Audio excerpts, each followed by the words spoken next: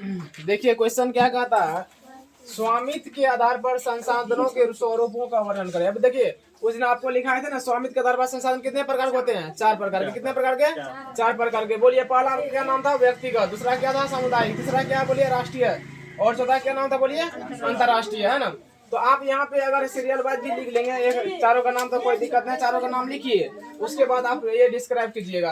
अब देखिए पहला क्या है? व्यक्तिगत संसाधन। पहला क्या है बोलिए? व्यक्तिगत संसाधन, है ना। अभी देखिए व्यक्तिगत संसाधन है तो उसको हम कहते हैं किसको है, देख लेते हैं। कहता वैसे संसाधन जो किसी खास व्यक्ति के अधिकार क्षेत्र में होता है। बोलिए देखिए इसे नामे सुनिए, नामे से क्या होता है? व्यक्तिगत, है ना। हम कहेंगे कि ये मेरा गाड़ी है तो मेरा व्यक्तिगत गाड़ी है कि नहीं है? अगर ये मेरा घड़ी तो क्या है?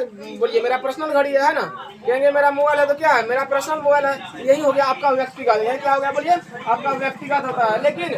लेकिन इसमें कुछ अलग है। बता कि वैसे संसाधन जो किसी खास व्यक्ति के अधिकार क्षेत्र में होता है, जिसके बदले में वे सरकार को क्या करते हैं? बोलिए लगान चुकाते हैं, व्यक्तिगत संसाधन कहलाता है। क्या कहलाता है बोलिए? ये अभी देखिए हम गाड़ी रखे हैं, फिर भी हम गाड़ी अपना है लेकिन उसको सरकार को भी दे रहे हैं टैक्स। दे रहे हैं कि नहीं दे रहे हैं? कहेंगे कैसे? इंश्योरेंस। कैसे? इंश्योरेंस करवाते हैं ना प्रत्येक साल। इंश्योरेंस जो हम सरकार को देते हैं 1200, 1500, 2000 देते हैं ना इंश्योरेंस, वही क्या हो गया बोलिए? व्यक्तिगत तो हुआ, लेकिन उसके बदले हम सरकार को क्या करते हैं? लगान देते हैं। लगा देते कि नहीं? वही चीज है लगान।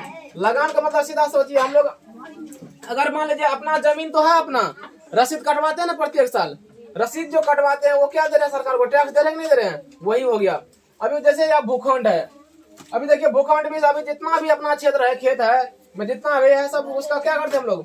चालान काटते हैं, सरकार को देते हैं, है ना। रसीद जिसको कहते हैं। घर का देखिए आप लोग देखिए, नगर निगम में आप अगर रहेंगे आपका घर, तो नगर निगम में क्या होता है? जितना बड़ा घर उतना टैक्स, जितना बड़ा घर उतना टैक्स, है ना।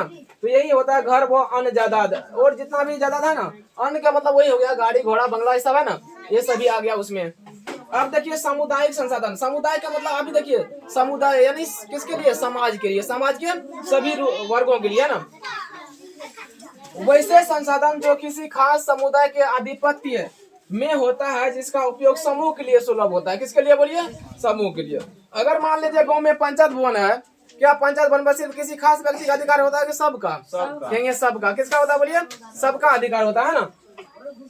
सामुदायिक संसाधन कहलाता है ना। फिर से देखिए एक बार, वैसे संसाधन जो किसी खास समुदाय के आधिपत्य में होता है, जो किसी खास समुदाय क्या होगा? अधीन होगा, जिसका उपयोग समूह के लिए सुलभ होगा, है ना। आप देखेंगे बाढ़ आश्रय बना दिया था, बाढ़ आया था ना, बाढ़ के बाद क्या जगह जगह पे हर एक पंचायत में बाढ़ आश्रय जो बनाया, उसमें क्या हुआ बोलिए? सिर्फ एक ही आदमी रहने लगा कि सभी लोग रहने लगा? बोलिए सभी लोग। बोलिए किसके लिए वो अधिकार है?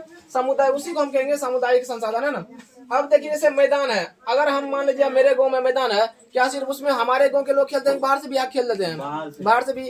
अगर मान लीजिए मेरे गांव में वो मैदान है, बाहर से जानवर आते हैं ना उसमें चरने के लिए, कहीं का भी जानवर जाकर उसमें चढ़ सकता है, कोई उसे रोक नहीं पाएगा। अभी देखिए शमशान जैसे हो गया, शमशान में क्या होता है बोलिए? मुर्दा को जलाए जाते हैं। क्या सिर्फ वहाँ पे एक वर्ग के मुर्दा को जलाते हैं? सभी वर्गों के? सभी वर्गों के, है ना। यही शमशान हो गया।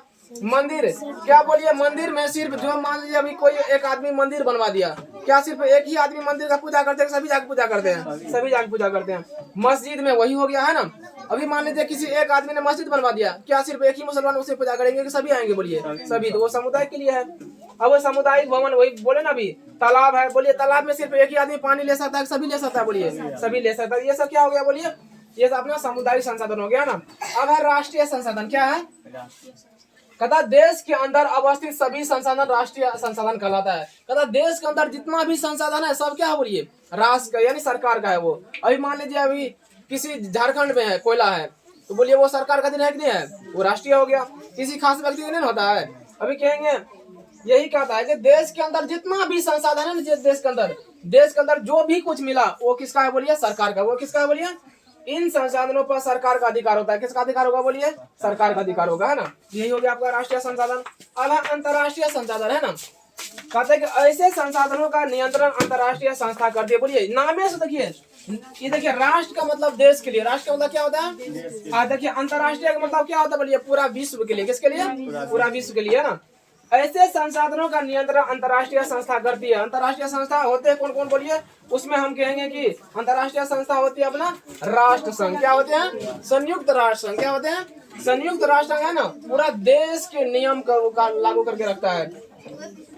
अब देखिए किसी भी देश का की तट रेखा से 200 नॉटिकल मील की दूरी के बाद के समुद्री क्षेत्र पर सभी देशों का अधिकार प्राप्त होता है। अभी मान लीजिए अभी आप यहाँ ये पॉइंट समझिए, इसका मतलब बहुत अच्छा ये चीज यहाँ दिया हुआ है। अगर मान लीजिए अपना है ना, ये अपना भारत है, यहाँ समझिए ये भारत है ना, भारत का ये अपना मुंबई का तट है। क्या बोलिए? मुंबई है ना, मुंबई का तट है। तट का मतलब बोलिए स्थल भाग। कौन भाग? स्थल भाग। यहाँ से बोलिए, यहाँ से समुद्र चालू हो गया। क्या हो गया बोलिए? इधर पानी पानी पानी पानी। क्या है ये? पानी पानी। ये कहता है, इसका कहता है कि अगर ये दो यहाँ से नापेंगे, यहाँ से मापेंगे, यहाँ से अगर मान लीजिए यहाँ तक हो गया, यहाँ से 200 नॉटिकल मील है। कितना नॉटिकल मील है? अगर 200 नॉटिकल मील है, यहाँ तक भारत का अधिकार होगा। किसका अधिकार होगा बोलिए? भारत का। लेकिन जैसे ही 200 के पार है, उस पर सबका अधिकार। उस पर किसका अधिकार बोलिए? भारत का भी होगा, बांग्लादेश का भी होगा, है ना, और जितना श्रीलंका है सबका अधिकार होगा। कितना के बाद बोलिए?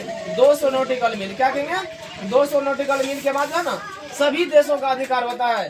जबकि लेकिन इसके लिए अंतर्राष्ट्रीय संस्था जैसे राष्ट्र संघ की अनुमति आवश्यक है। लेकिन इसके लिए किसका अनुमति चाहिए बोलिए? राष्ट्र संघ की अनुमति आवश्यक होता है। यही आपका स्वामित्व का अधिकार जो है 4 प्रकार होते हैं, डिस्क्राइब किए हैं।